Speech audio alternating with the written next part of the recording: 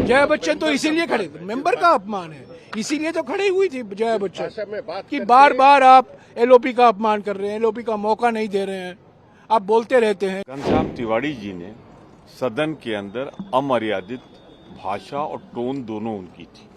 She comes with vast more experience than the Vice President himself. He has not come here as celebrity. बार बार ये कहा जाता है घनश्याम तिवारी जी ने खुले सदन में एलओपी का अपमान किया और आज कहा गया कि घनश्याम तिवारी आए, चेयर के साथ मिले, बंद कमरे में उन्होंने मल्लिकार्जुन खड़गे जी की खूब प्रशंसा की। तो जो घनश्याम तिवारी जी ने प्राइवेटली कहा, हमारी मांग थी कि संसद में खड़े होकर कहे। इतने धैर्य के साथ उन्होंने खड़गे जी का अपमान किया, उसी धैर्य के साथ वो कहें कि जो मैंने कहा वो गलत था, मैं उनका आदर करता हूं, उनका बड़ा सम्मान करता हूं और मेरी गलती से मैंने कुछ कह दिया। आज चेयरमैन साहब ने कहा उन्होंने संस्कृत शब्द का इस्तेमाल किया, तो मैंने चेयरमैन साहब से पूछा तो क्या मैं संस्कृत में आपको बोलूं? मैं संस्कृत जानता हूं, मैं संस्कृत भाषी हूं।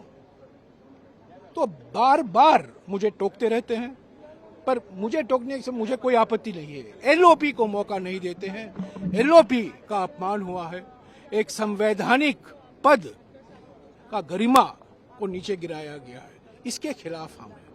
सर, मुख्य मुद्दा जया बच्चन का अपमान है या एलओपी का अपमान? नहीं, जया बच्चन इसीलिए तो खड़ी हुई थी, जया बच्चन तो इसीलिए खड़े थे, मेंबर का अपमान है, इसीलिए तो खड़ी हुई थी जया बच्चन कि बार बार आप एलओपी का अपमान कर रहे हैं, एलओपी का मौका नहीं दे रहे हैं, आप बोलते रहते हैं, नाराजगी में बोलते रहते हैं। जया बच्चन तो इसीलिए तो खड़ी हुई।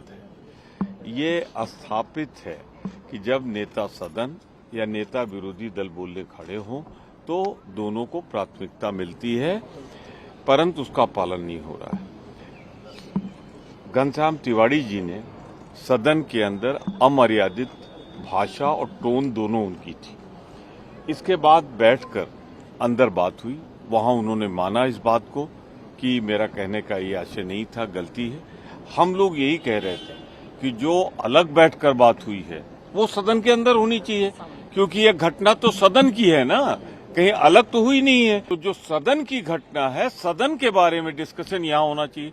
इसी तर्क को आदरणीय जया जी, जो वरिष्ठतम सदस्य हैं हम लोगों की, वो कह रही थी और जो कुछ उन्होंने कहा है पूरा विपक्ष उसके साथ खड़ा हुआ है, हम सब साथ खड़े हुए हैं। She comes with vast more experience than the Vice President himself. With all due apologies to him, but that is the truth. He cannot disrespect. He cannot. She has not come here as celebrity. Jaya ji has not come here as celebrity. Jaya ji has come here as elected member of parliament for 4 times.